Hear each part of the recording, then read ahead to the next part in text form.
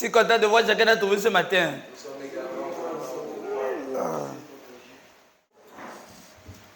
Le dimanche avant la Pâque, nous avons eu le temps de parler, de grandir spirituellement. Et nous avons exploré déjà beaucoup de choses merveilleuses. Je vous invite à aller réécouter la première partie comme nous abordons la deuxième ce matin. Et à titre de rappel, nous avons remarqué que ce n'est plus le grand intérêt de la plupart des chrétiens de grandir spirituellement, sinon de la majorité. Parce que beaucoup de personnes ont embrassé une foi sans conséquence sur leur vie. Néanmoins, de toutes les religions qui existent sur la terre, de toutes les foi que les hommes professent, la foi qu'ils professent se révèle toujours dans leur vécu de chaque jour. Amen. Ce n'est pas un détail négligé de leur vie.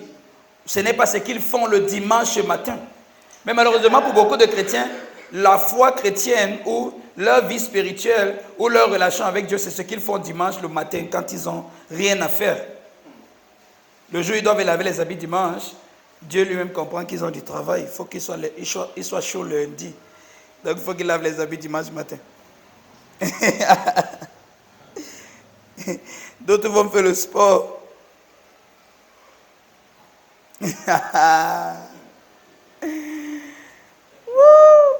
Mais nous avons remarqué que même pour ceux qui sont dans le contexte de l'Église, beaucoup ont perdu l'engouement pour la croissance spirituelle, beaucoup ont perdu le désir ardent de progresser, de grandir, d'évoluer avec le Seigneur. Aussi à cause de la forme de doctrine qu'ils ont embrassée. Pour certains, ils sont dans une logique d'une foi qui n'est qu'une endurance, c'est-à-dire nous sommes là pour attendre le ciel, attendant que le Seigneur Jésus-Christ revienne. Tout ce qu'on a à faire, c'est partir au ciel. Et d'autres ont voulu corriger cela, ont poussé dans l'autre extrême, qui ne sont que dans la logique de ne voir Dieu agir que lorsqu'il s'agit de miracles ou de prophéties. Et donc on court après ces choses, on a donc ces deux tendances, et le juste milieu est un peu flou, ou sinon perdu, de la majorité, qui personnellement s'engagent dans leur vie pour évoluer, pour avancer, et pour marcher avec le Seigneur. Donc nous avons engagé ce sujet de la croissance spirituelle parce que nous croyons que c'est la volonté de Dieu pour nous de grandir spirituellement. C'est la volonté de Dieu que tu grandisses spirituellement. Amen. C'est la volonté de Dieu pour toi de grandir spirituellement. Amen. L'apôtre Paul, qui a été envoyé par le Seigneur Jésus-Christ, écrit aux Thessaloniciens dans son deuxième épître. Il souligne que leur foi grandit de façon anormale, positivement. C'est-à-dire rapidement. Et nous avons dit que si l'apôtre Paul remarque la progression exponentielle de leur foi, ça voudrait dire qu'il est même possible que la foi avance normalement, progresse à vitesse normale, on pourrait dire, ou ne progresse même pas du tout. Donc le fait que nous avons passé des années à l'église ne veut pas dire qu'on a progressé spirituellement. On peut avoir passé beaucoup d'années et on n'a pas grandi. Parce que la croissance n'est pas automatique, comme nous l'avons dit la dernière fois. Tu n'as pas grandi parce que tu es un être humain. Tu as grandi parce que tu as mangé. Même quand tu voulais, on te forçait. C'est ces vitamines qui ont fait que tu es devenu ce que tu es aujourd'hui. Chose intéressante, tu es devenu ce que tu as mangé.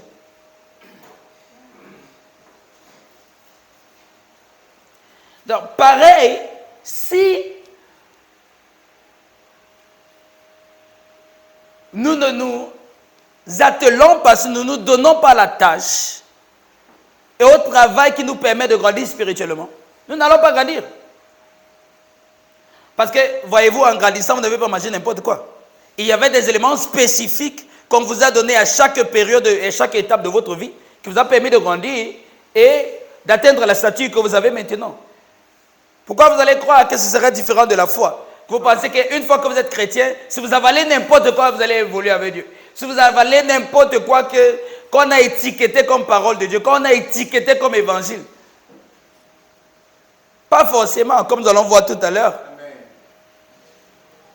Donc que tu sois un chrétien que de temps en temps, quand tu es libre, tu vas quelque part chercher sur Facebook, sur WhatsApp, qui tient un micro et qui a une veste et qui crie Jésus à gauche et Jésus à droite, ne veut pas dire que tu auras grandi spirituellement, c'est faux. Et en passant, un enfant qui naît dans une famille qui mange dans la rue, vous-même vous connaissez ce qui va arriver.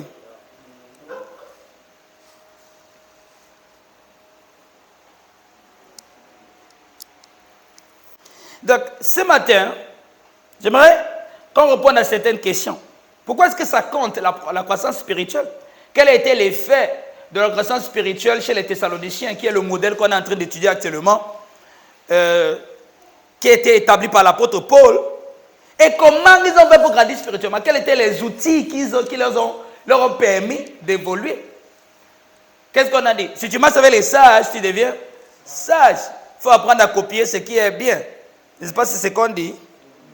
Mais pourquoi est-ce que les chrétiens ne copient jamais? Est-ce que tu grandis spirituellement? L'auteur de la vie définit la vie pour nous. Le Seigneur Jésus-Christ, qui est l'auteur de la vie, qui est le créateur de toutes choses, est celui qui est bien placé pour définir pour nous la vie, Amen. Pour définir pour nous la foi, pour définir pour nous la chrétienté, pour définir pour nous l'humanité. Et donc, si nous faisons attention d'écouter les paroles du Seigneur Jésus-Christ, de comprendre comment il définit la vie, nous comprendrons l'importance de la croissance spirituelle. Parce que certains vous diront à quoi ça sert.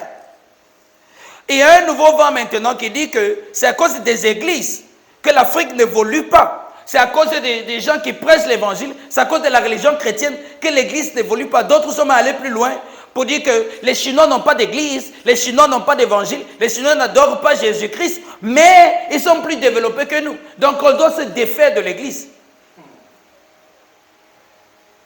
Il faut se poser la question de savoir quelle église et de quel évangile s'agit-il. Parce que l'évangile de notre Seigneur Jésus-Christ ne fait pas régresser l'humanité. Si vous voulez savoir, Jésus-Christ dans son œuvre salvatrice a fait passer l'homme de la version 1.0 à la version 2.0. On passe de l'homme Adam à la kainos katisis.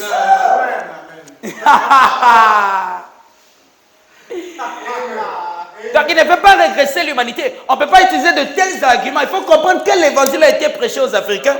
Qu'est-ce qu'on leur a dit? Et en passant, l'évangile ne vient pas de l'Europe. L'évangile a de très lourdes racines, plus en Afrique. Si vous voulez savoir, l'évangile est parti de l'Afrique pour arriver en Europe.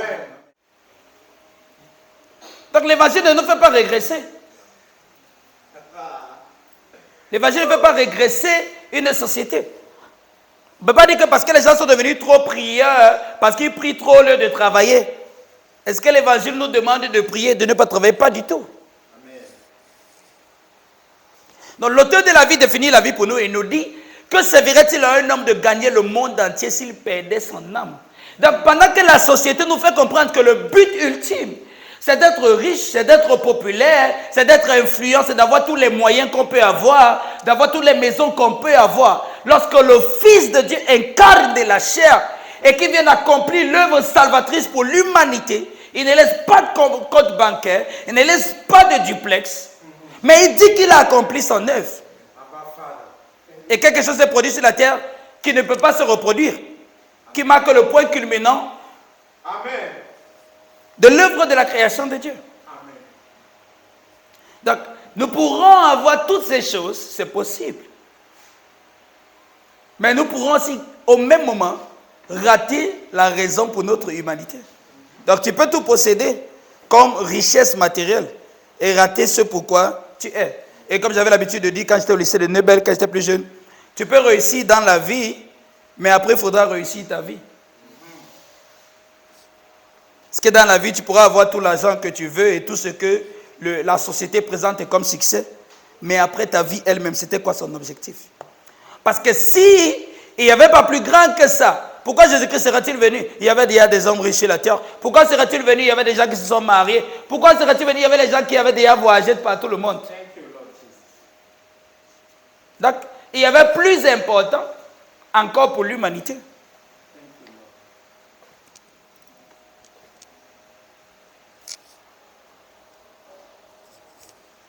Et l'apôtre Paul nous apprend que lorsque Dieu crée l'homme, il y a une cible que Dieu cherche à atteindre. Lorsque Dieu crée l'homme, il y a une cible que Dieu cherche à atteindre.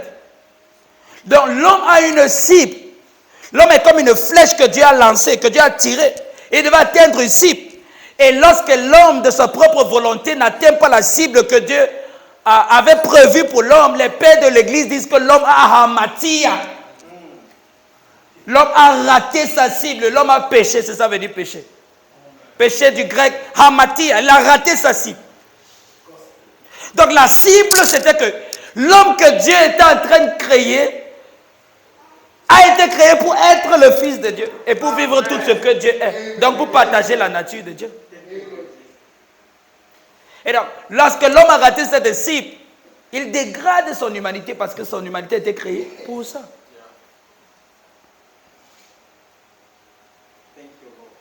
Non, c'est pour Christ que tu es un être humain.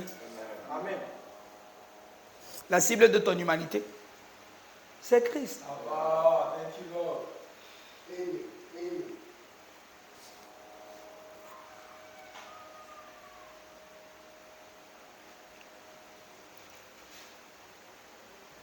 Donc, rater Christ, c'est rater la raison pour laquelle tu es un être humain.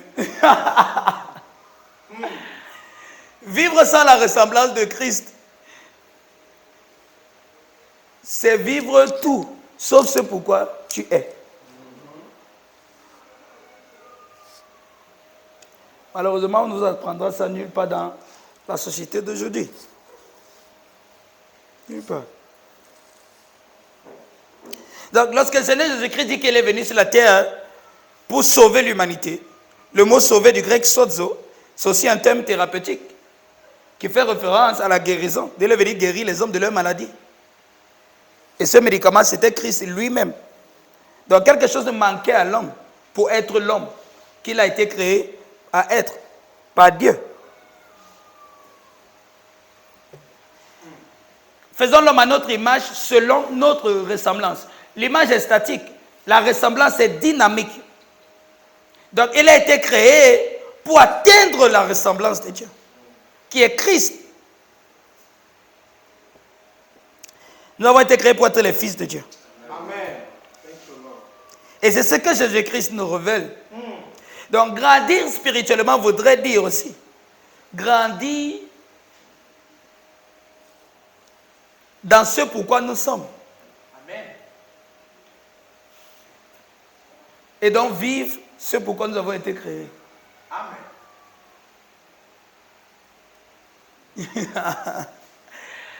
Il faut noter. Vous n'avez pas entendu ça avant. Il faut noter, il faut écrire. Thank you, Lord Jesus Christ.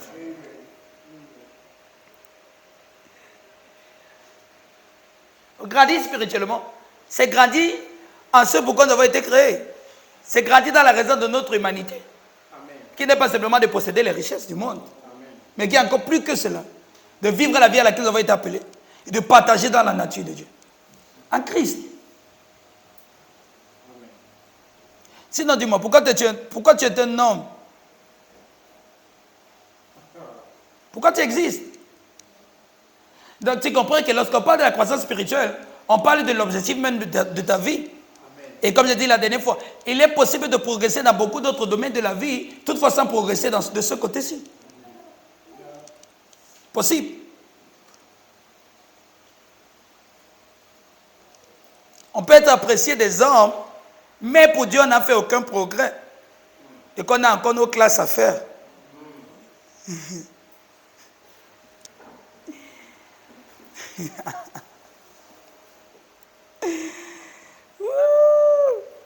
Donc c'est nécessaire parce qu'il s'agit là de notre vie.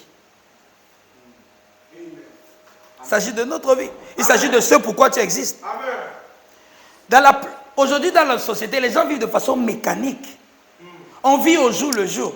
On est tous allés à l'école. Personne nous a dit pourquoi on allait à l'école. Mais après, on s'est dit c'est parce qu'il faut qu'on ait un travail. Et donc, nous tous, on cherche le travail. Et puis maintenant, on veut l'argent. Après l'argent, on se dit, ok, il faut qu'on s'établisse socialement. Il faut qu'on ait un endroit pour vivre. Il faut qu'on fonde une famille. C'est tout. Mais c'est ce que les gens ont toujours fait depuis. Dieu t'a alors envoyé faire quoi? C'est ce que les gens font depuis. Sinon, en quoi es-tu différent de tout le monde? On nous apprend à être des mécanismes automatiques dans la société, mais rarement on veut nous faire comprendre pourquoi nous sommes spécifiquement nous, pourquoi nous sommes si uniques et différents de tout le monde. Quel peut être l'objectif précis de notre vie? On n'apprend pas ça à l'école. Et malheureusement, beaucoup de personnes auront beaucoup de diplômes pour après se poser la question de savoir pourquoi je vis.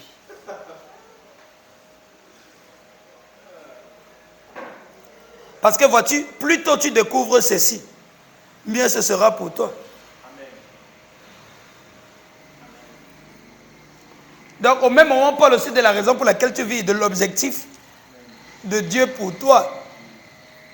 Permettez-moi s'il vous plaît.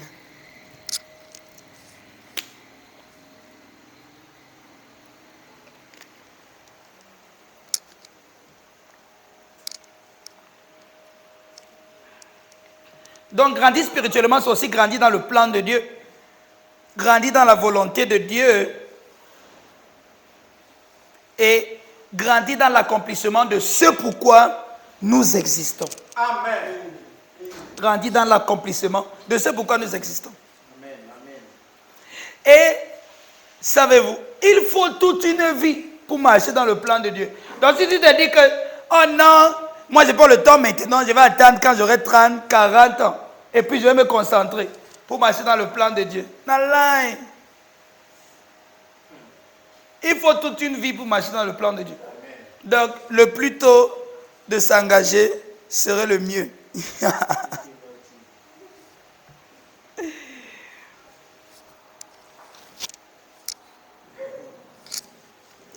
On a compris la première partie?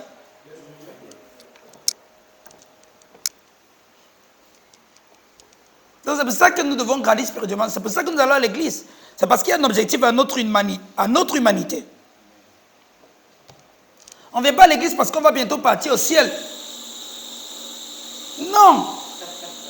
Jésus-Christ n'est pas venu à faire la sélection de ceux qui vont partir chanter et danser pour l'éternité. Qu'est-ce qu'on va faire au ciel? On va chanter les louanges du Seigneur du matin au soir. Non.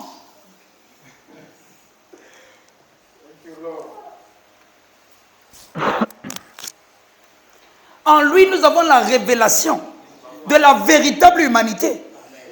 Parce que les hommes qui ne connaissaient pas Dieu ne se connaissaient pas eux-mêmes. Et tant qu'ils ne se connaissaient pas eux-mêmes, ne pouvaient pas vivre la vie à laquelle ils avaient été destinés.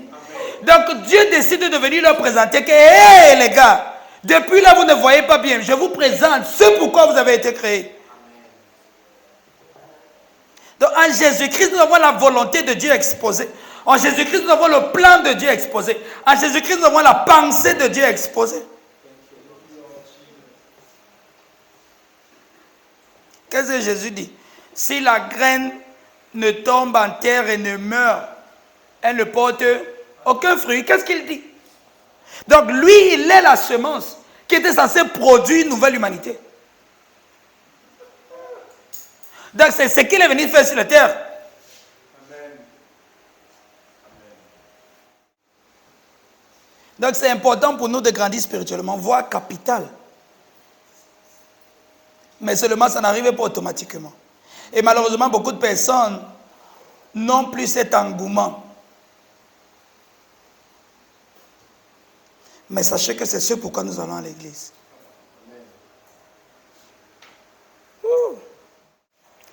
Nous n'allons pas à l'église pour partir au ciel. Nous allons à l'église pour apprendre à connaître le Seigneur Jésus-Christ. Et en le connaissant, nous grandissons en lui. Et il est progressivement formé en nous.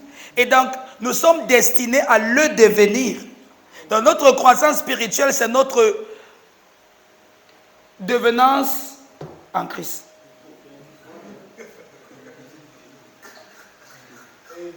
Notre croissance spirituelle, c'est le Christ que nous devenons.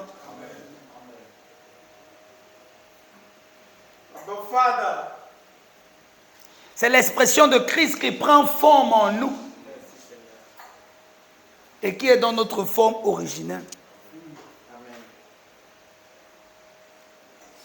Et donc, la deuxième question qu'on s'est posée, c'est quel était l'effet de la croissance spirituelle des Thessaloniciens? Comment ils ont fait, ou bien qu'est-ce qui s'est passé quand ils ont grandi dans la foi? 2 Thessaloniciens chapitre 1.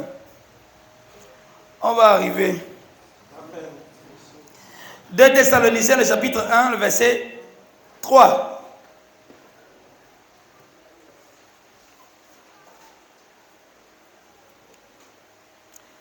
Voyez un peu ce qui se passe lorsqu'on grandit spirituellement, ou bien qui nous aide à grandir spirituellement. Parce que la plupart du temps, quand les gens parlent de grandir spirituellement, ils pensent simplement à comment ils vont faire les miracles. Comment ils vont faire les miracles, ils vont marcher sur l'eau, ils vont marcher calés en l'air. On lit ensemble, en français. Nous devons à votre sujet, frère.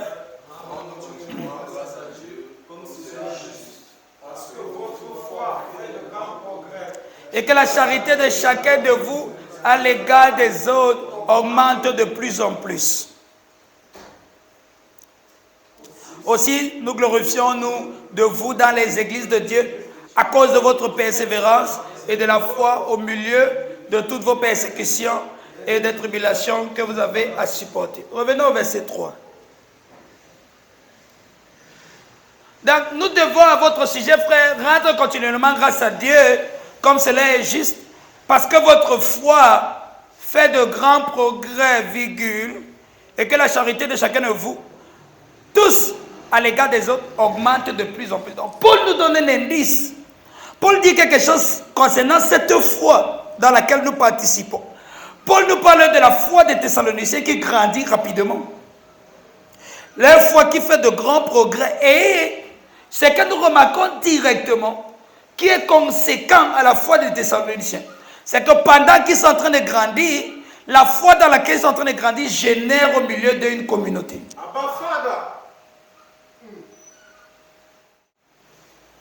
La foi des Thessaloniciens grandissait rapidement.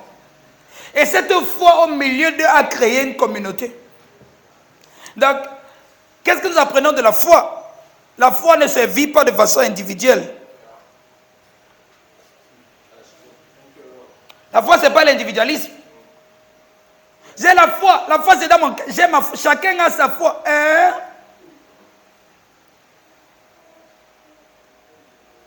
La foi n'est pas vécue de façon individuelle, comme beaucoup le pensent. La foi est partagée. Elle est partagée en passant. Lorsque Paul fait référence à la foi, il ne fait pas référence à ce que nous avons de façon personnelle. Il fait référence à une seule foi dans laquelle nous participons tous. Chacun n'a pas sa propre foi. Et c'est pour ça que les chrétiens sont tellement divisés. Parce qu'ils se disent que chacun a sa foi, chacun fait comme il veut. Chacun vit sa relation avec Dieu comme il veut. Je vous dis quelque chose. Les Thessaloniciens n'avaient pas de Bible. Mais ils avaient une communauté de la foi et pouvaient rester unis. Les chrétiens d'aujourd'hui ont tous la Bible, mais non pas la communauté.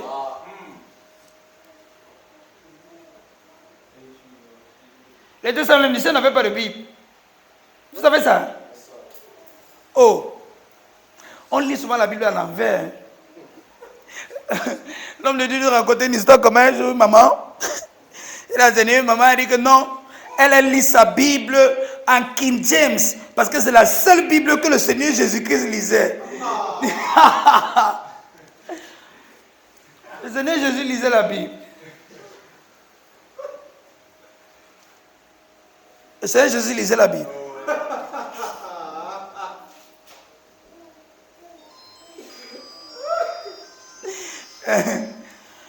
L'apôtre Paul écrit le livre des Thessaloniciens vers l'an 53-54. La Bible est compilée est officialisé en l'an 397 à Carthage.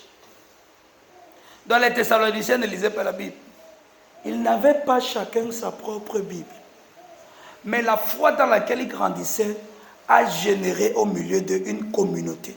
Ils ont appris à vivre cette foi ensemble. Ils ont appris à former une communauté. Ils ont compris que par la foi qu'ils sont en train de partager, ils sont une et même famille. Ils sont un. Donc une chose que j'apprends directement, c'est que quand tu commences à grandir dans la foi, ou quand tu commences à grandir spirituellement, quand tu commences à grandir dans la foi, quand tu commences à grandir spirituellement, quand tu commences à grandir dans la connaissance de Dieu, Dieu qui est amour, et quand tu commences à grandir dans l'amour que Dieu est, automatiquement tu commences à aimer les frères. Amen. Mais on a les chrétiens aujourd'hui qui ont fait des années à l'église qui ne s'aiment pas entre eux. Et ils ont grandi.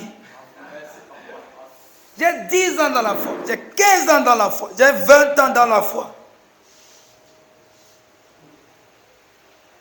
Mais on retrouve rarement des gens qui vivent en communauté, qui vivent comme une et même famille, qui vivent comme un seul corps. En fait, il y a des gens qui méprisent tellement la communauté chrétienne que pour eux, ils n'ont aucune implication, ils n'ont aucun engagement dans cette communauté. Il n'y a rien qui les concerne, il n'y a rien qui les touche directement. Donc, qu'ils soient là, qu'ils ne soient pas là, ça ne les gêne pas. Si quelqu'un est là, si quelqu'un n'est pas là, ça ne les gratte pas. Le juge ont le temps, il vient, le juge n'a pas le temps, il s'en fout. Ils ne connaissent pas la vie en communauté. Si tu ne connais pas la communauté, tu ne connais pas la foi chrétienne.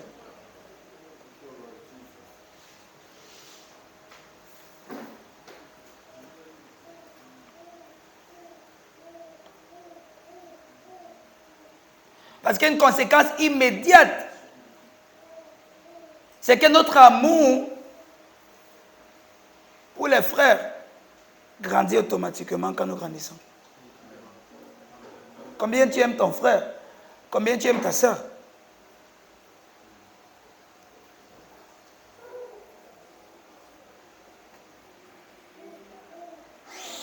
On ne peut pas prétendre aimer Dieu et détester les frères. Et on ne peut pas prétendre honorer Christ et mépriser son église. Personne ne peut avoir Dieu pour père sans avoir l'église pour mère. Et comme on a appris à la catéchèse, combien tu traites l'église, comment tu traites l'église, révèle simplement la valeur que Dieu a à tes yeux. Tu viens quand tu veux, c'est ce que tu fais avec Dieu. Tu fais quand ça t'arrange, c'est ce que tu fais avec Dieu. Et comme j'ai dit tout à l'heure, c'est que les gens aiment partir et chacun reste dans son couloir. La foi c'est dans le cœur. Paul dit que la charité de chacun d'entre vous à l'égard de vous tous, à l'égard des autres, augmente de plus en plus. Donc qu'est-ce qui va se passer si on grandit spirituellement? On sera de plus en plus unis. On sera de plus en plus soudés. On va s'aimer de plus en plus. Il y aura davantage la communauté. J'étais choqué récemment quand j'ai vu comment les musulmans font. Excusez-moi de dire ça. Même sans avoir tellement de théologie comme nous, ils ont une communauté plus forte que la nôtre. Les chrétiens sont individualistes. Chacun pour soi, Dieu pour tous.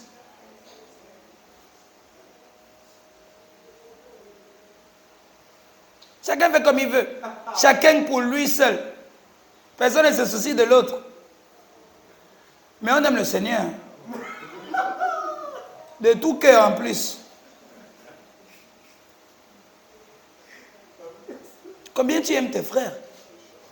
C'est ça la croissance spirituelle. C'est pas que tu es sauté, tu es calé en l'air. L'homme de Dieu a dit ceci un jour. People don't care how much you know until they know how much you care. Les gens sont fous ou les gens ne se soucient pas de ce que tu connais jusqu'à ce qu'ils sachent que tu te soucies d'eux. C'est-à-dire que tu marches dans l'amour, que tu es quelqu'un qui est aimant, Est-ce que ce n'était pas chez les chrétiens qu'on allait retrouver les gens qui valorisent l'humanité?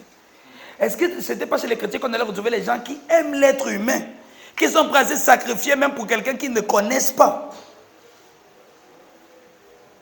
Non, ce n'est pas mon frère, ce n'est pas ma soeur, ce n'est pas un membre de ma famille. On est seulement à l'église ensemble. Tu parles comme ça d'un frère de l'église. On est seulement les frères de l'église. À part ça, ça va.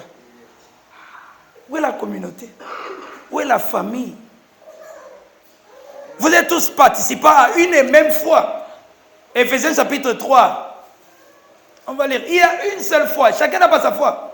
Il n'y a pas plusieurs fois. Il y a une seule.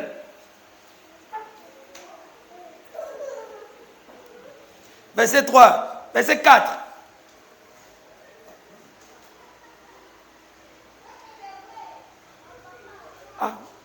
Chapitre 4 plutôt, verset 4.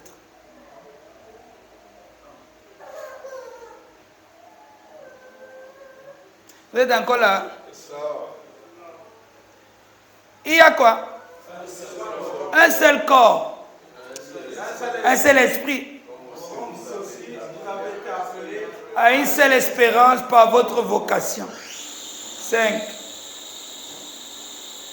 Il y a un seul Seigneur. Il y a et un seul baptême. On n'a pas plusieurs fois, on a une seule foi. Et nous sommes tous appelés à grandir pour parvenir à l'unité de la foi. Cela passe par l'enseignement de la parole de Dieu.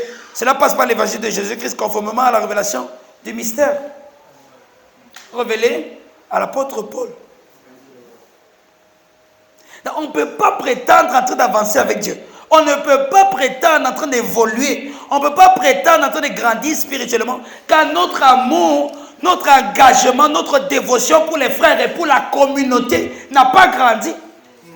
On ne peut pas. On ne peut pas évoluer si on n'a pas de communauté. On ne peut pas évoluer si on ne sait pas qu'on est devenu une et même famille en Christ. Qu'on a formé un seul corps. On a été tous baptisés par le même baptême. On a tous la même espérance.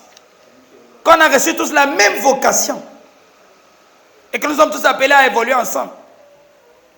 Trop d'individualisme.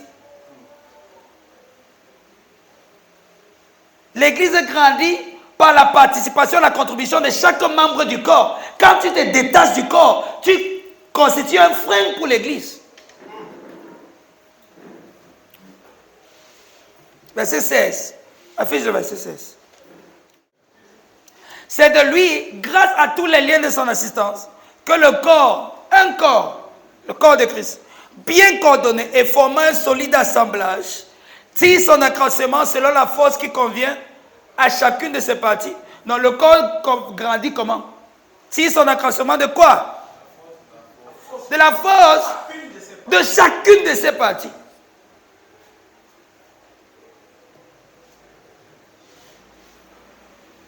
Christ bâtit son église comment? Au travers de chacun d'entre vous.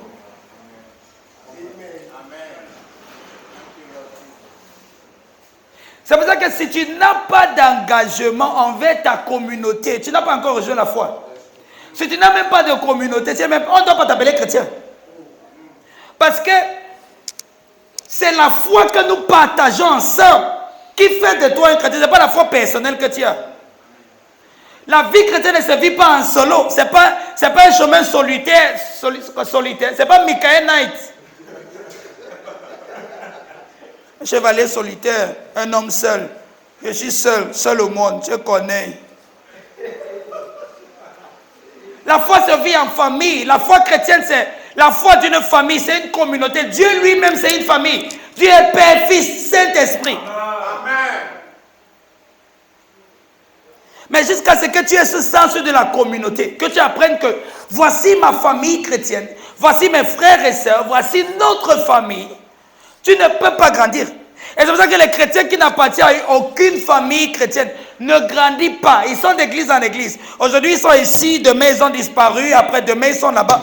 Personne ne leur suit. Ils n'ont pas de pasteur, ils n'ont pas d'autorité sur leur tête. Ils n'ont pas de couverture spirituelle, ils n'ont pas de conseiller. Il n'y a personne qui les oriente dans la vie. Il n'y a personne qui leur dit, il faut aller à gauche, il faut aller à droite. Ils sont partout à la fois. C'est de telles personnes ne font jamais de progrès, ne vont nulle part avec Dieu et ne peuvent rien accomplir avec Dieu. Rien.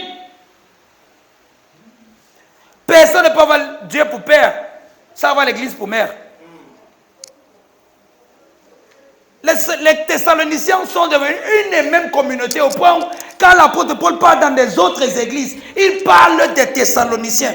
Alors que quand il écrit aux Corinthiens, il les gronde, il les réprimande. Avec tous les dons spirituels que les gars avaient, toutes les manifestations, tous les parler en langue, il les réprimande. Mais les Thessaloniciens, un petit groupe, une petite minorité, en 3 semaines qu'ils ont reçu l'évangile, ont formé une communauté devenue un seul corps. Quand l'apôtre Paul parle dans les autres églises, il dit que regardez les Thessaloniciens.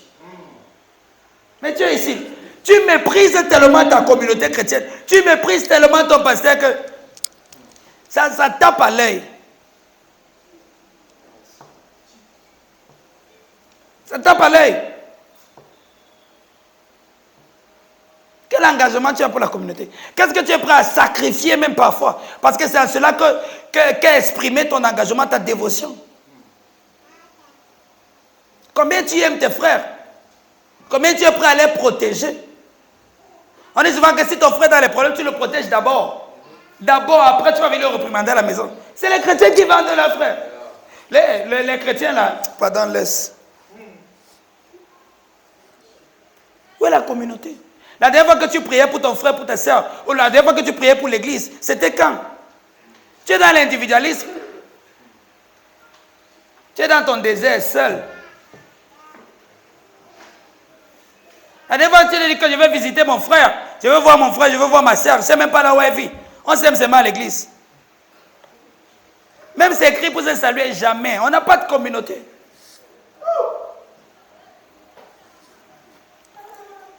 C'est pour ça que l'islam grandit rapidement. Ils n'ont pas l'évangile qu'on a. Mais quand quelqu'un arrive au milieu d'eux, tout le monde tombe sur lui. Tout le monde l'embrasse. Il se sent tellement à l'aise qu'il sent que c'est là-bas qu'il doit être.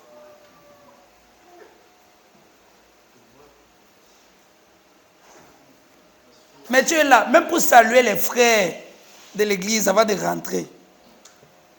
Parlons même pas du pasteur.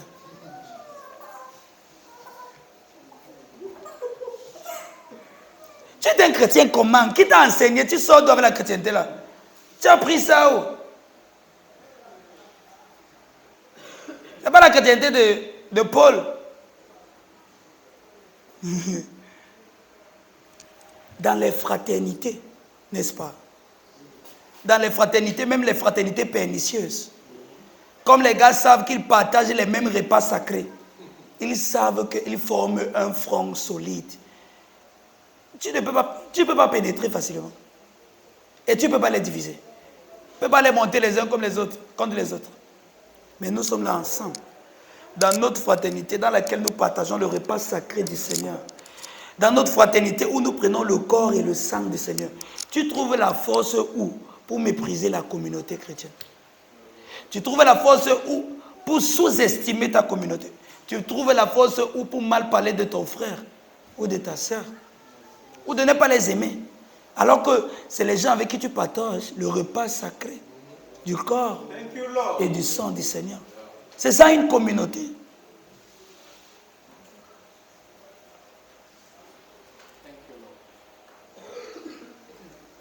Oh, j'aime le message sur la croissance spirituelle. Même si vous n'aimez pas, je n'aime ça.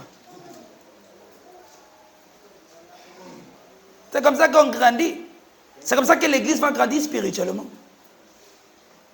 En grandissant dans l'amour. En prenant la conscience que nous sommes une communauté. Nous sommes la communauté de Christ. Nous sommes des frères et sœurs en Christ. Et que nous sommes appelés à veiller les uns sur les autres. À prier les uns sur les autres. À nous aimer. Et à nous donner les uns pour les autres. C'est ça l'amour.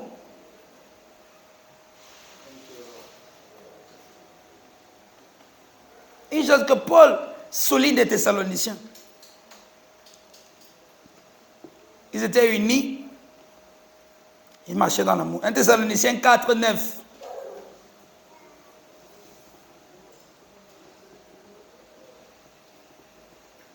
« 1 Thessaloniciens 4, 9.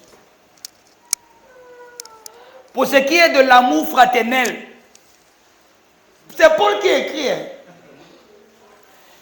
Il écrit aux Corinthiens, dit aux Corinthiens que vous n'avez pas honte. Comment un frère amène son frère au tribunal?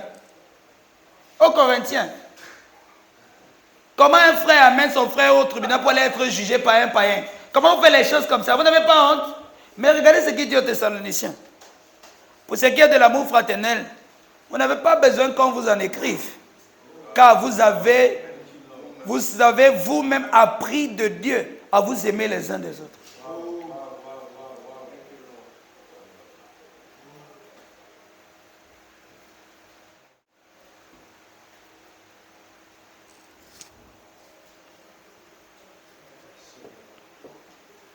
C'est ça, grandir spirituellement.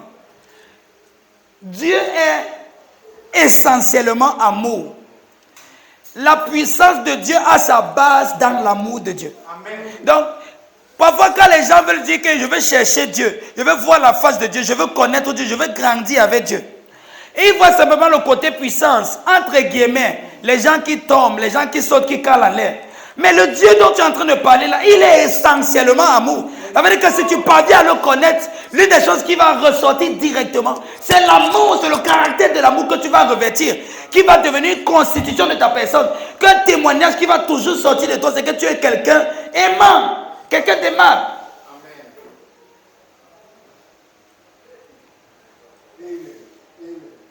Mais aujourd'hui, les gens veulent la puissance de Dieu, ils ne veulent pas l'amour de Dieu.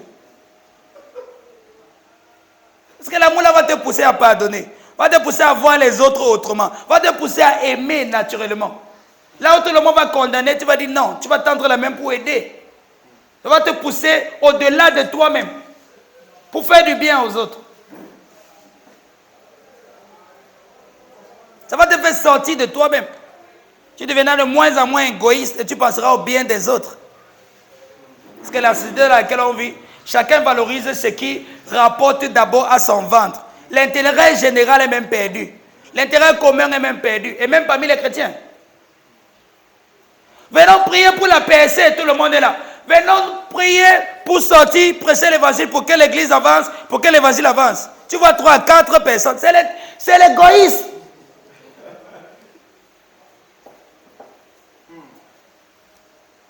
Tu peux même pas savoir si ça. Pour dire qu'on n'a pas besoin de vous écrire. Parce que ce qui leur a enseigné leur a permis de connaître Dieu, de connaître l'évangile. Et la conséquence immédiate de connaître Dieu, c'est de connaître l'amour. Parce que le Dieu dont on parle, il est amour. Comment on va vous connaître Dieu? On ne peut pas marcher dans l'amour. Les gens ne peuvent pas témoigner de combien tu es aimable. Tu attends qu'on te supplie, il faut que quelqu'un se couche pour que tu lui viennes en aide. Là où je travaille, j'aide jusqu'à un gars là, quand il a vu ce que veut dire que toi là non. On ne savait pas ce que tu fais. Toi, tu es un Dieu ici là. Parce que tellement les services que je rendais, ça coûte tellement cher, mais je le fais avec une telle simplicité. Tu peux croire que ça ne vaut rien ce que j'ai en train de faire. Donc un jour il est arrivé trop tard et ce qu'il avait l'habitude de faire, j'ai dit que non, aujourd'hui c'est pas possible, il ne faut pas que mon vol parte en retard. Quand il a vu ce que ça coûte après, il me regarde et dit que non, on te voit comme ça, on blague, on ne voit pas seulement ce que tu fais. Toi là tu es un Dieu. Et je ne demande pas, oh tu es de quelle tribu, est-ce que tu es chrétien, est-ce que tu es bien habillé, est-ce que Au point aussi, chez nous au bureau, il y a les jours, quand je parle, on dit à quelqu'un, oh, si Donald était là, tu allais voyager. Maintenant, n'importe qui, on dit que tu as un problème à Rwandais, demande monsieur tel. Tu as un problème là-bas, demande monsieur tel. Tout le monde sait que je vais aider. Tout le monde sait que tu fais n'importe comment, tu auras l'aide dont tu as besoin.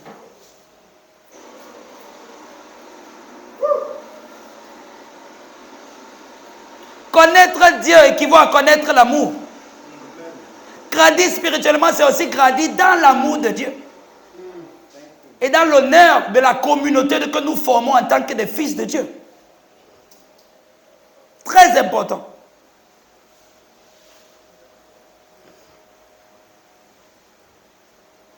Est-ce que tu aimes ta communauté chrétienne? Vous savez comme on n'a pas encore 1000 membres. On n'est pas grand, que non, moi j'aime l'église là où il y a la lumière, il y a les instruments.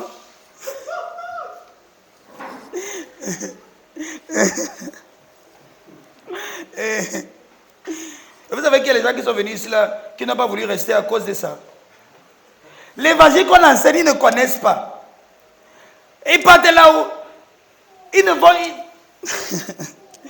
Ce qu'ils apprennent, c'est tout le contraire.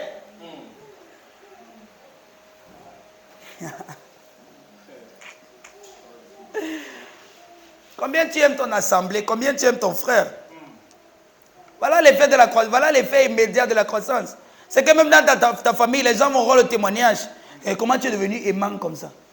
Comment tu es gentil, hein? Qu'est-ce qui s'est passé? Si on t'a pas encore demandé, qu'est-ce qui s'est passé? Qu'est-ce qu'il y a? Pourquoi tu es comme ça? Ça montre qu'il y a des choses qui n'ont pas encore changé. Tu défends encore ta personnalité. Et tu crois que c'est ce que tu es, c'est faux. Et que non, dans ma famille, c'est comme ça que nous on est. Hein. Dans ma famille, c'est comme ça que nous on est. Non.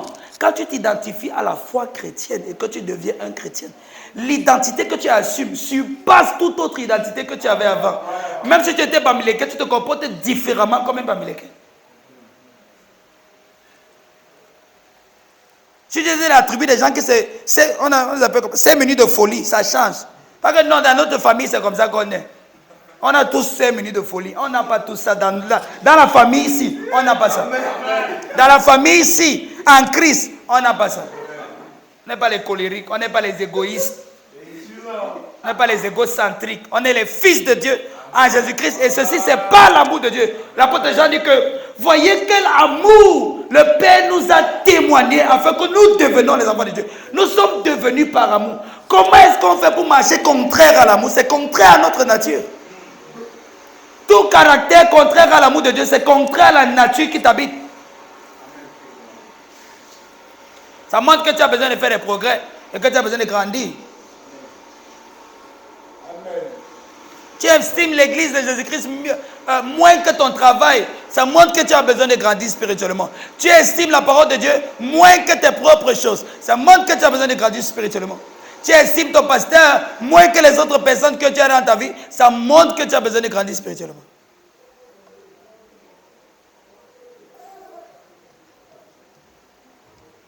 Même si vous ne dites pas Amen, c'est vrai.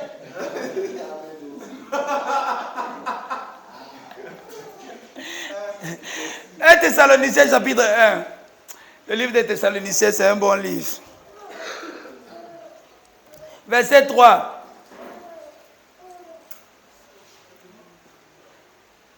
Nous rappelant sans cesse, l'œuvre de votre foi, le travail de votre charité. Donc l'œuvre de la foi marche avec le travail de la charité. La charité, c'est l'amour. L'œuvre de votre foi, le travail de votre amour. Donc, tu ne peux pas mettre la foi devant, tu négliges l'amour. Tu mets l'amour de côté, c'est faux. Galates chapitre 5, le verset 6. Nous nous rappelons de votre foi et de l'œuvre de votre charité parce que l'amour de Dieu dans votre cœur va vous inspirer les œuvres de la foi. À cause de l'amour dans votre cœur, vous allez poser des actions qui sont nées de l'amour. Ce sont des actions de la foi. Galates chapitre 5, le verset 6. Car Jésus-Christ, ni la circoncision, ni les circoncisions ont de valeur, mais la foi qui est agissante par la charité, qui est l'amour. Donc, ne parle pas de grandir spirituellement, tu as mis l'amour de côté.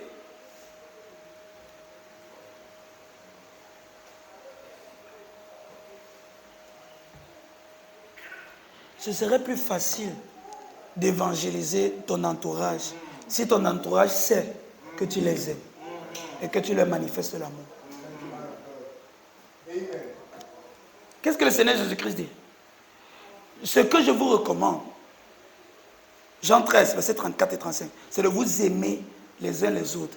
Et lorsque vous aurez cet amour, le monde saura que vous êtes de moi. En d'autres termes, le monde sera évangélisé seulement si on apprend à vivre dans l'amour. Vous savez ce que ça fait dans le cœur de quelqu'un? Lorsqu'il passe quelque part, il voit des musulmans qui se sont rassemblés. Ils ont fini leur prière. Ils s'asseyent tous sur des nattes. Chacun aura le sol. Il n'y a pas de Superman. Il n'y a pas de petit homme. Chacun aura le sol. Quelqu'un vient avec un plat. On ne sait pas qui a préparé. On ne sait pas d'où ça vient. Mais il n'y a pas de doute dans le cœur de l'intention de la personne qui a apporté la nourriture. On le partage. Vous savez ce que ça fait dans le cœur de l'homme? L'homme est un être naturellement social. Il cherche la communauté. Il veut appartenir à une famille dans laquelle il est accepté sans être jugé et condamné. Comment c'est difficile? Qu'est-ce qu'il y a dans nos cerveaux? Pourquoi c'est difficile entre les chrétiens? Parfois on dit même que organisons un agapé. Les gens n'ont pas le temps. L'agapé, c'est pas la nourriture, là, c'est pas le fait, là, c'est pas la nourriture. C'est cette communauté qu'on est en train de bâtir. C'est ce sentiment d'amour et d'intérêt les uns pour les autres, les uns vers les autres. Et de l'intérêt général qu'on est en train de construire. Vous savez ce que ça fait dans le cœur des hommes? Tu auras tellement envie de te retrouver là-bas. Là où tu comprends que la vie, ce n'est pas la veste, ce n'est pas les beaux habits que tu as portés. Il y a des valeurs plus profondes, plus importantes, que ton cœur, pour lesquelles ton cœur aspire ardemment. Parce qu'après, quand tu as toutes ces choses, tu recherches cet amour-là, tu recherches cette atmosphère, ce milieu auquel appartenir. C'est difficile. Alors que nous professons un Dieu qui est amour. Quand il parle d'un Dieu violent, mais en matière de communauté, on est derrière. Il y a un problème. Il y a un problème. Et on voit que par la grâce de Dieu, en comprenant davantage l'évangile de Jésus-Christ, ce problème sera résolu. Et donc on se posait la question de savoir comment est-ce qu'ils ont fait pour grandir. Ils n'avaient pas de Bible, mais ils ont pu former une communauté de la foi. On a tous chacun une Bible. C'était en plusieurs Bibles. Moi, on ne sait même pas si on forme encore une communauté. On ne sait même pas si tu es un membre de l'église ici. De toute façon, tu es vacillant.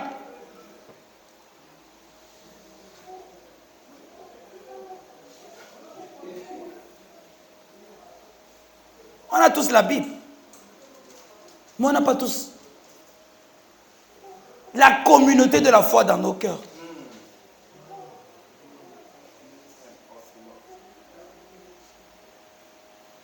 Donc, on va chuter avec ce dernier point. Ils ont donc fait comment pour grandir spirituellement? Sans Bible. Donc, ce n'est pas de la Bible qu'on a besoin pour grandir spirituellement.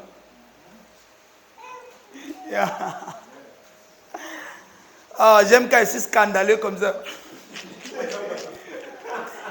Un pasteur qui dit que pour grandir spirituellement, on n'a pas besoin de la Bible.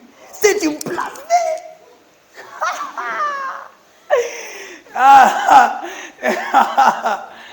Les Thessaloniciens n'avaient pas de Bible.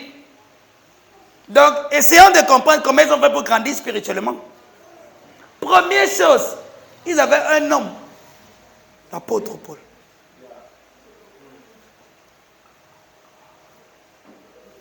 Si tu n'es pas d'accord, depuis que tu as la Bible, tu as grandi de combien de pas? Quand tu avais 10 ans, 15 ans, tu marchais, tu faisais même le yo avec, tu mettais dans ta poche, tu te baladais avec. Tu as grandi combien?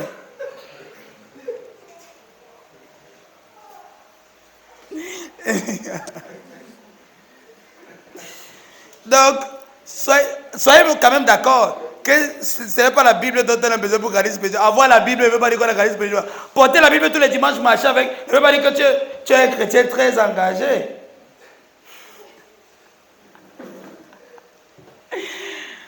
Donc, les Thessaloniciens avaient quelque chose.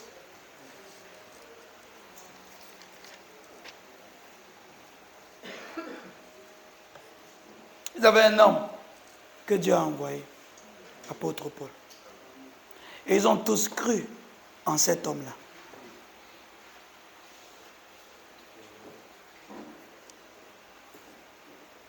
Et ils ont cru au message que leur apportait l'homme qui était envoyé, l'apôtre Paul.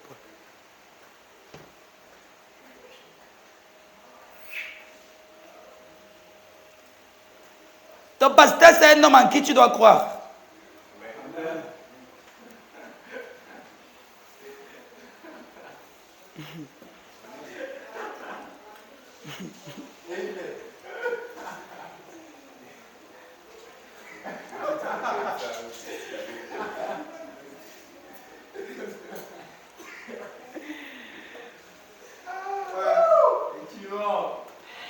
C'est une lourde responsabilité que je vous le dise. C'est une lourde responsabilité, donc ce n'est pas un honneur qu'on prend pour se glorifier. C'est une charge. C'est une charge. C'est pas, comment il va appeler ça? C'est pas une élévation dans le sens des hommes. Pour être populaire, c'est le travail.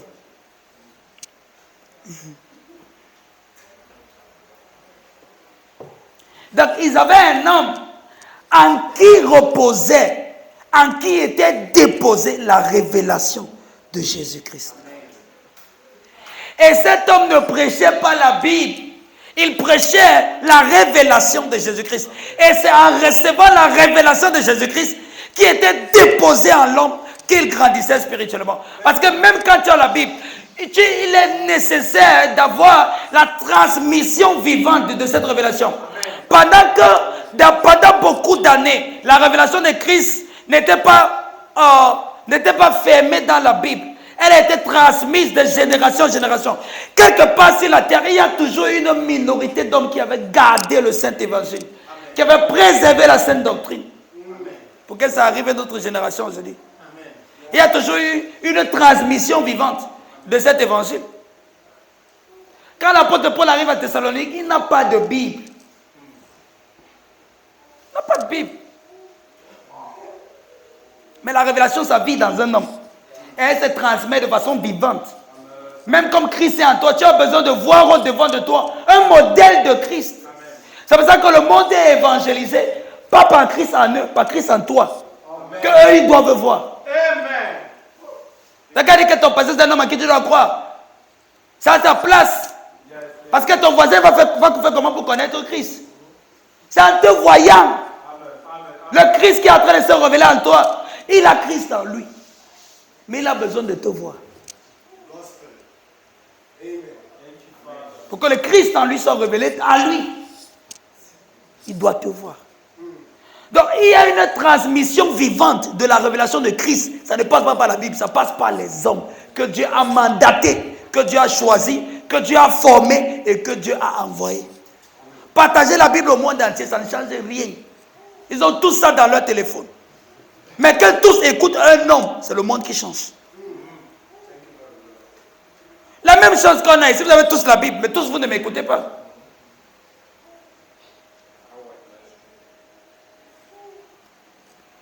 C'est ça ou c'est ça pas?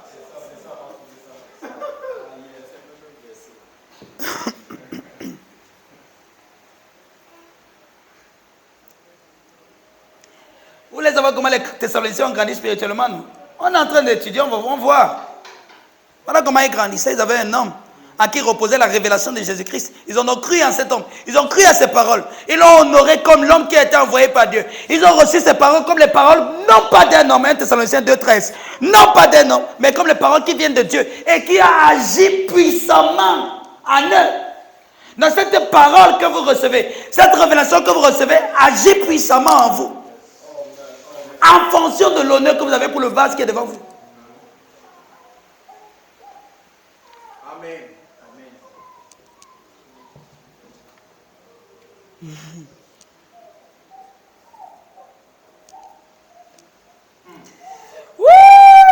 Thank you, Lord.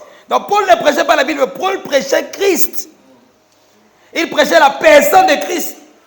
Et comme le problème de l'homme, c'est que l'homme est devenu ce qu'il n'était pas censé être parce qu'il n'a pas connu Dieu. Or, Dieu ne peut pas être connu de l'homme parce que l'homme n'a pas les instruments pour le sonder et le trouver. Donc le seul moyen pour que l'homme parvienne à la connaissance de Dieu, c'était que Dieu vienne se révéler lui-même. Et donc Dieu a choisi de se révéler à nous. Il a incarné la chair en son Fils. Il s'est révélé aux hommes. Et quand il s'est révélé aux hommes, les hommes n'ont pas compris ce que Dieu était. Il a donc suscité l'apôtre Paul qui nous explique Dieu. Comment? On a besoin de connaître Dieu. Dieu se révèle en Jésus-Christ. L'apôtre Paul explique Jésus-Christ. Donc il fallait qu'ils écoutent Paul pour connaître Dieu.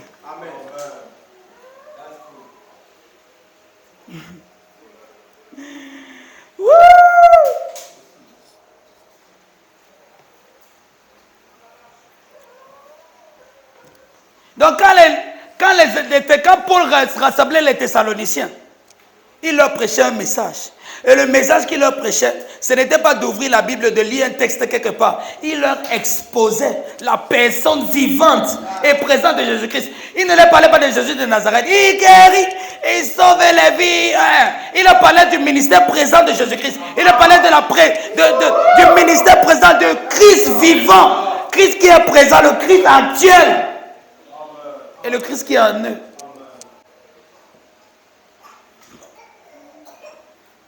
Jésus de Nazareth, c'est bien, il a fait les miracles. Mais combien ça te touche? Faudra que tu ailles à Jérusalem. Mais ça prend toute une autre tournure quand on te parle du Christ qui est en toi. Amen. Qu'est-ce que Jean dit dans 1 Jean? Il dit que ce que nos yeux ont vu, ce que nos oreilles ont entendu, ce que nous avons touché de nos doigts concernant la parole de vie. La parole de vie, c'est qui? C'est Christ. Donc, qu'est-ce que les gars prêchaient? Une personne. Ils ne prêchaient pas un livre. Ils prêchaient une personne. Ils ne prêchaient pas la fin des temps. Ils prêchaient une personne. Ils ne prêchaient pas autre chose. Ils prêchaient une personne. Ils ne prêchaient pas la prospérité. Ils prêchaient une personne.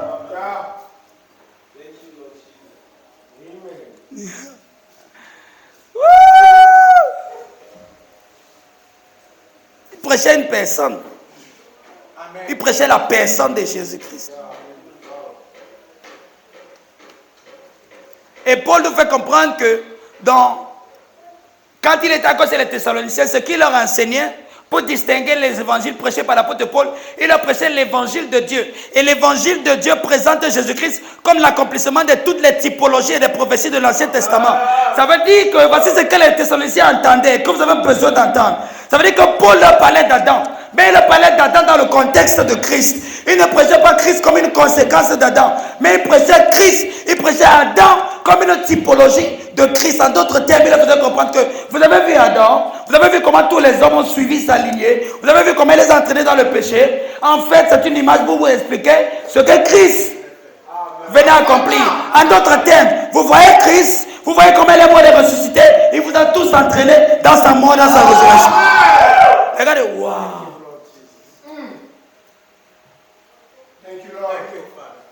Paul va le dire. Vous voyez Adam, vous voyez comment son péché a pollué toute la race humaine. Vous voyez Christ.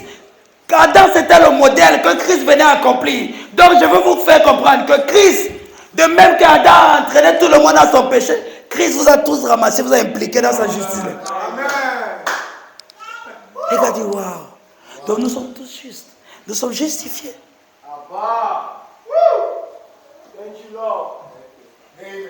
Donc Paul va le dire. Vous voyez le temple.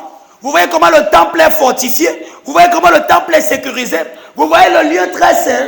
C'est là-bas que Dieu réside. Est-ce que vous voyez le lieu très saint? Oui. C'est ce que vous êtes. Donc imaginez un peu les Thessaloniciens.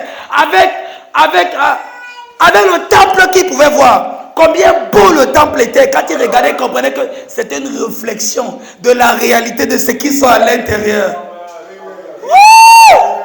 C'est comme quand tu vois un très beau bâtiment construit par les hommes, un très beau monument. Et puis l'Esprit de Dieu te rappelle, tu es mieux à l'intérieur. Tu es plus grand dedans. Tu es mieux sophistiqué à l'intérieur. La technologie de dedans, c'est le high level. En fait, la technologie de l'intérieur, c'est la technologie de Dieu lui-même. Donc quand les gars observaient maintenant, tout ce qu'ils observaient comprenaient que la vraie version, c'est ce qui est en eux.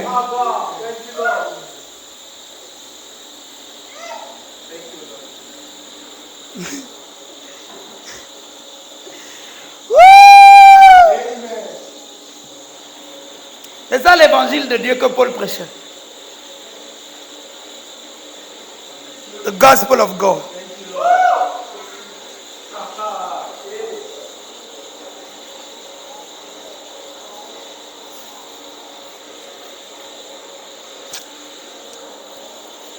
Parce que les typologies de l'Ancien Testament font allusion à Christ. Ça parle de Christ. Adam et Ève, c'est Christ quelque part. Abraham, c'est Christ quelque part.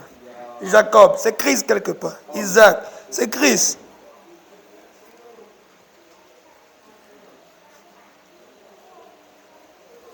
Et donc voilà l'évangile que Paul prêchait, l'évangile de Dieu.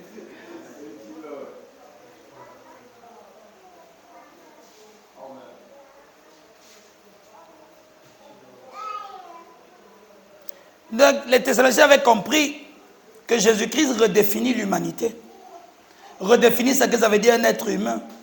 Et donc, Paul leur prêche Christ en eux. Ils comprennent que Christ réside en eux. Et donc, plus on leur parle de ce Christ, plus on leur prêche la personne. On ne parle pas d'une personne qui est au ciel, on parle de Christ qui est en eux. Et plus la personne est prêchée, la personne est en eux, est en train de prendre forme, est en train d'être formée en eux. Et pendant qu'il est en train d'être formé en eux, ils sont en train de grandir spirituellement. Parce qu'il y a une ascendance de Christ en eux.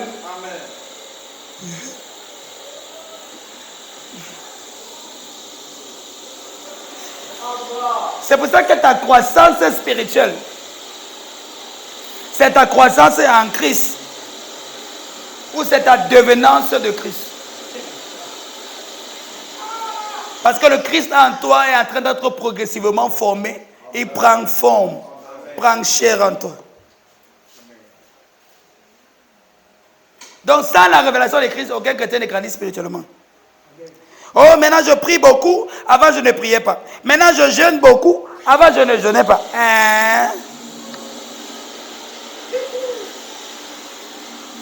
Ça fait que pendant que la génération d'aujourd'hui est en train de mettre l'emphase sur ce qu'ils sont en train de faire ou ce qu'ils sont capables de produire par les œuvres de leurs mains, ils passent à côté de la transformation qui est censée se produire dans leur croissance, parce que lorsque tu es en train de grandir spirituellement, tu es en train d'être transformé, tu es en train de prendre une nouvelle forme. Parce que nous tous qui contemplons comme dans un miroir la gloire du Seigneur, nous sommes progressivement changés, nous sommes métamorphoses, nous sommes transformés en la même image, de gloire en gloire, par l'Esprit du Seigneur.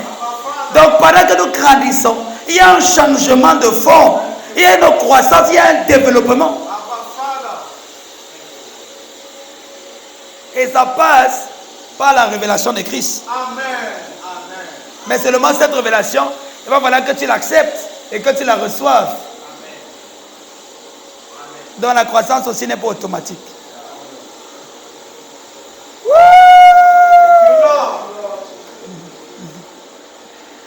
Est-ce qu'il y a encore les gens ici qui veulent grandir spirituellement? Ou tu veux partir au ciel?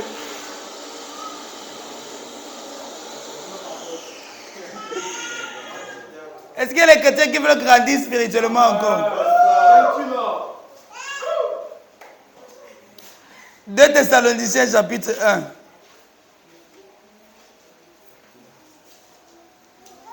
Verset 4. Donc les gars ont grandi, la charité, ils ont formé la communauté de la foi. Par la grâce de Dieu, dimanche prochain, nous aurons Agapé. Amen.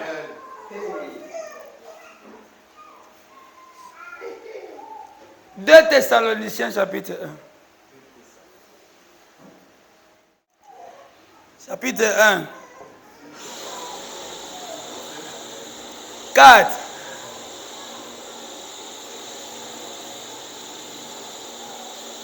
On va conclure avec ça. Aussi, nous glorifions, nous, dans les églises de Dieu.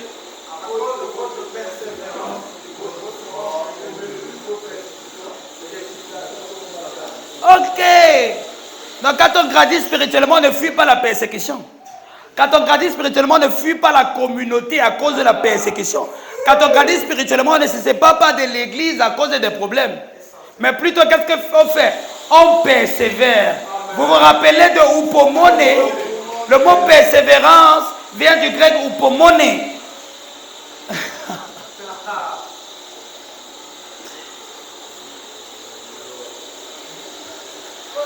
Donc Paul dit que nous nous glorifions de vous dans les églises de Dieu. Dans les églises, c'est de vous qu'on parle. On rapporte le bon témoignage de votre croissance, de votre évolution, de votre croissance spirituelle, la croissance de votre foi. À cause de votre persévérance et de votre foi. Dans la foi et la persévérance, ça va ensemble. Et c'est donc quoi? C'est que dans la persécution, les gars sont en train de persévérer. Persévérer, c'est du grec upomone. Upomone, c'est deux mots. Upo qui est en dessous, ou sous l'influence de monnaie, du grec ménos, de ce qui demeure en toi. Donc les gars ont compris que Christ demeure en eux. Et donc, persévérer pour eux, c'était tout simplement se garder, se préserver ou rester sous l'influence de Christ en eux. Donc quand la persécution arrive, ils font comme s'ils ne voyaient pas la persécution. Ils restent sous l'influence de Christ en eux. Ils se rappellent du message. Ils se rappellent de la révélation. Ils se rappellent que Christ est en eux. Que celui qui est en eux est plus grand que celui qui est dans le monde. Ils se rappellent de la révélation. Ils se rappellent de Christ en eux. Ils se gardent sous l'influence de Christ en eux. Et pendant qu'ils se gardent sous l'influence de Christ en eux, l'influence de Christ en eux est tellement plus grande que toute autre influence, que quand les persécutions arrivent, ils ne sentent pas la persécution, ils sentent Christ en eux.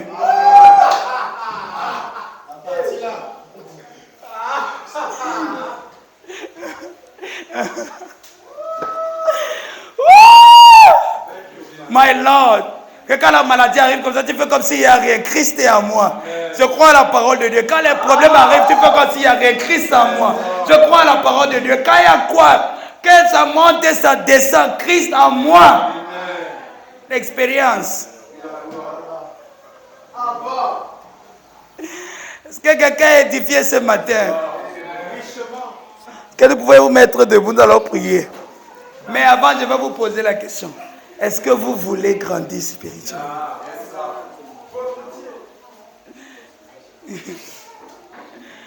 Est-ce que ça t'intéresse grandir spirituellement?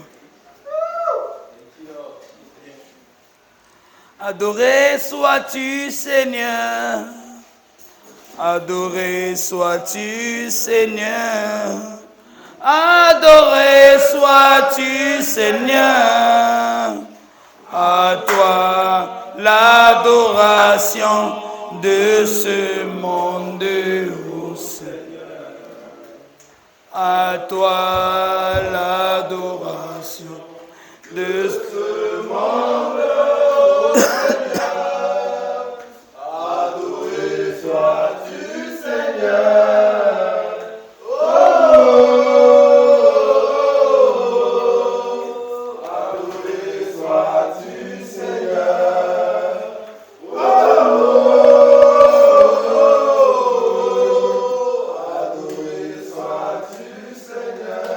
Adoré, adoré sois-tu, Seigneur.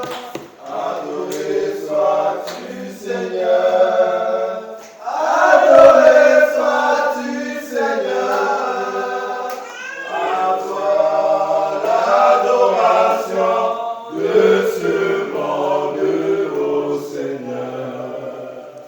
À toi l'adoration de ce monde, ô Seigneur. Adoré sois-tu, Seigneur. Adoré sois-tu, Seigneur.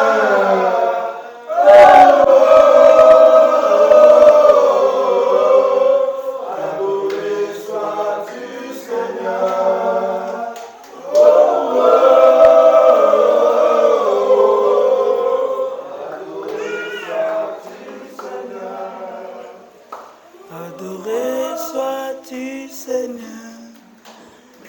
Adoré sois-tu, Seigneur. Adoré sois-tu, Seigneur. L'adoration de ce monde, ô Seigneur. À toi l'adoration de ce monde, ô Seigneur. Adoré sois-tu, Seigneur.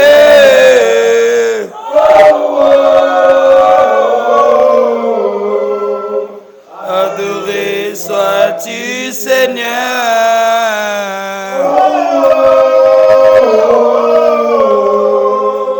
Adoré sois-tu, Seigneur. Est-ce que tu peux prier que le Seigneur t'aide à grandir spirituellement? Si tu veux vraiment grandir, prie que le Seigneur t'aide à grandir, t'aide à le connaître, à marcher dans l'amour, à honorer la communauté de la foi, à respecter la maisonnée de la foi.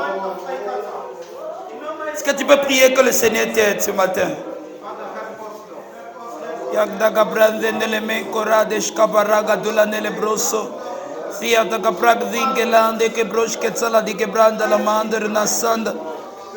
de la Caturidos que brag de Gelacta la mando lo broso bronde geshe. Saga dalla Nigela Caturinos Cabalag de Gebrode. Scabadogo dolo di Galagadas. E simbra dingela Caturidos. Yok da Gabatile de Gelebraga de Gelag dorobodo sobra di Shalamandros. Aide-moi Seigneur à grandir. Aide mon frère et ma soeur. Que nous puissions grandir dans ta connaissance. Que nous puissions grandir dans la révélation de Christ. Merci Seigneur. Je veux que tu pries. Il y a un problème. Beaucoup de chrétiens ne marchent pas dans l'amour. Et les choses qui m'attristent le plus, c'est d'entendre ce que les chrétiens se font entre eux. Parfois à cause des tribus, parfois à cause des rangs sociaux, à cause des situations économiques, à cause des préférences d'une part ou de l'autre, que les gens placent souvent au-dessus de la communauté. Certains forment des groupes, certains forment des factions, certains détestent les autres ou bien des clans et tout ça. Tout ça dans le corps de Christ, ce n'est pas bon. Et il ne serait pas bien que nous voyons ces choses et que nous les laissons prospérer dans l'Église. Je veux que tu pries, que le Seigneur t'aide à marcher dans l'amour de Christ, à aimer les frères d'un amour sincère et à être une personne d'amour, que tu puisses aimer les autres inconditionnellement. Que le témoignage de ta vie soit que tu sois quelqu'un d'aimant. Est-ce que tu veux prier que le Seigneur t'aide? Prie pour toi-même s'il te plaît.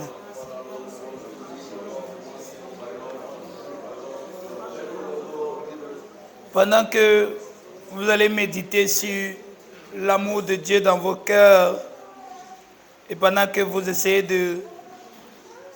d'incarner cet amour, parce que c'est ce que nous sommes des fils de Dieu, donc nous sommes les fils de l'amour, car Dieu est amour. Nous devons marcher dans l'amour. Nous avons le privilège ce matin de partager le repas du Seigneur, de prendre la Sainte Seine. C'est le corps et le sang de Christ. Et nous nous rappelons que Christ s'est donné pour l'humanité. Que pendant que nous participons à ce repas sacré, que la flamme de l'amour de Dieu dans nos cœurs puisse être ravivée et que nous puissions devenir ces personnes qui aiment comme Dieu aime et qui se donnent pour les autres. Méditez sur ces choses. Pensez à cet amour que le Seigneur Jésus-Christ nous a invités à manifester. Nous avons beaucoup de tels modèles dans le monde qui ont vécu avant nous, qui ont manifesté un tel grand amour sans intérêt personnel, que le monde peut en témoigner. C'est l'image de l'Église qui est reflétée. Nous sommes censés marcher dans l'amour. Que les gens disent de nous tout ce qu'ils veulent, mais qu'ils ne soient pas capables de régner de fait que nous sommes des personnes aimantes. Que le corps de Christ et le sang de Christ que tu prends ce matin puisse t'aider à être une personne véritable de l'amour, une personne aimante, qui honore le corps de Christ, qui est aussi son Église, qui honore les frères et sœurs, qui sont les fils et les filles de Dieu, et qui sont tes frères et sœurs en vrai, et qui honore la communauté chrétienne, qui respecte, qui vénère la communauté de la foi, parce que nous partageons tous la même foi, et donc nous ne pouvons pas nous combattre les uns les autres.